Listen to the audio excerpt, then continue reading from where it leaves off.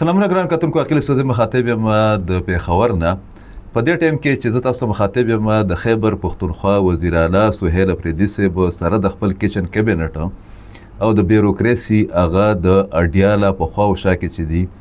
موجود دي د خیبر پښتونخوا د سکیورټي صورتحال، د خیبر پښتونخوا چې کوم د بیډ گورننس ایشوز دي، په خیبر پښتونخوا کې چې کوم کرپشن روان دی، په خیبر پښتونخوا چې نور کومې مسلې دي بالکل د هغې نه لا تعلقه دي. او نن د وزیر اعلی موږ ډېره عجیبه غوندې رویه ولیده. یو دا چې ته په ځای د دې چې نن په وزیرستان کې تقریبا 2 خوارج چې کوم دي هغه وژل شوي دي او د 2 ورځو نه هلته کې د فورسز او د دهشتګردو په منځ کې جړپونه چې دي هغه روانو. په دې ټیم کوم چې زه خبره کوم هلته کې اپریشن چې دی هغه جاري دی. په ځای د دې چې زمونږ یو وزیر مشیر، زمونږ چیف سیکرټري، زمونږ بل یو ذمه دار کس چې کوم دی هغه په دې ټیم کې په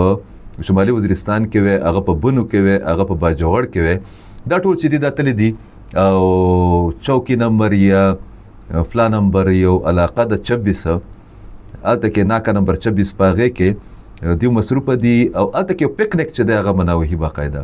او مقصد یې دا دی چې نن د منګل په ورځ باندې د خپل مشر د باني چیرمن د عمران خان صاحب سره د ملاقات ورځ وي. هلته کې 2-3 داسې واقعیت شوي چې په هغې باندې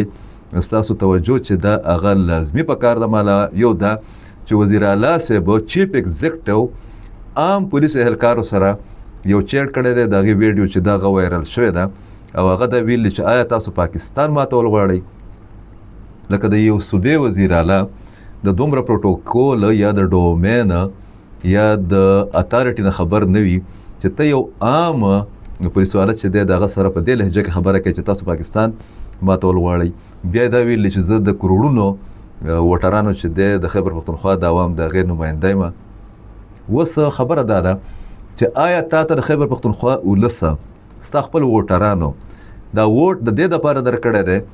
چې ته به په هره 5-6 ورځ باندې دغه ډرامه به کې، دمکیانې به ورکې، د ریاست خلاف به خپل کارکنان او عوام چې دي هغه به موټیویټ کې. او که نه تا ته د دې لپاره ووټ درکړی چې د خیبر پښتونخوا چې کوم مسایل دي، خاص کر د سکیورټي مسایل چې کوم دي د هغې د حل دپاره به هم څه لارې چارې چې دی هغه به ګورې. یو رپورټ راغلی دی، د هغه رپورټ تر مخه د 2 جنوري نه واله او د 15 مئی پورې په خیبر پښتونخوا کې 4,500 خلک چې کوم دي هغه شهیدان کړی شوي دي او تقریبا 900 چې دي هغه زخمیان شوي دي. په خیبر پښتونخوا کې تقریبا 400 اټیکس شوي دي چې په هغې کې د 13 پورې لګ بګ چې کوم دي هغه خودکشو شامل دي. پکې په دغه صورتحال کې پکار ده چې خیبر پښتونخوا حکومت د دوی چې کوم دا نامنهاد او کرپټ د بیوروکراسي ټوله ده د دوی او بیا تیر په تیره باندې پی ټی آی چې ده هغه د خبرې نوټس والی چې د دوی ذمهواریانې څه دي او د نیمه خیبر پښتونخوا د جنگ په ولقه کې ولیده. بل اهم خبره چې ده یا غټ ډیولپمنټ چې ده هم په دغه لړ کې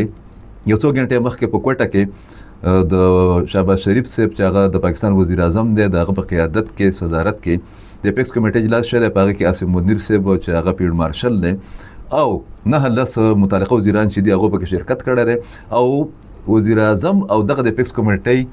چې کوم شرکا دي د هغو چې کوم ډیټیلز مخې ته راغلي دي، کوم بیانات مخې ته راغلي دي، د هغې خلاصه دا ده چې په خیبر پښتونخوا او بلوچستان کې چې کوم دهشتګردي روانه ده د دې نه صرف دا چې بعضې پولیټیکل او ریلیجیس ګروپس چې کوم دي هغې سرپرستی کوي، هغې وکالت کوي، بلکې د دې شاته د افغانستان د حکومت هغه پالیسي بقول د اپیکس کمیټې د اجلاس ته ډیټیلز هغه افغان حکومت هم برای راست ذمہوار دی کم چې د انډیا په لاس کې د پراکسي په شکل کې استعمالیږي. په دغه ټول پس منظر کې یا پیش منظر کې یو ځل بیا ضرورت ته د خبرې دی چې د خیبر پښتونخوا وزیر اعلی د پنجاب پولیسو ته یا نورو خلکو ته یا ریاست تر دمکو په ځای باندې لږ ډېر دی د خپل ذمهواریانو اخلاقي، سیاسي او انتظامي ادراک وکړي او د دغه مسلو د حل دپاره چې دی په هغې توجه ورکړي، ځکه چې نیمه خیبر پښتونخوا چې ده هغه په حالات جنگ کې ده او دیو ته د پکنیک، دیو ته د دمکو او دیو ته د نورو دړکو وغیره چې کوم دی د هغې له فرصت نشته. ډېره مننه.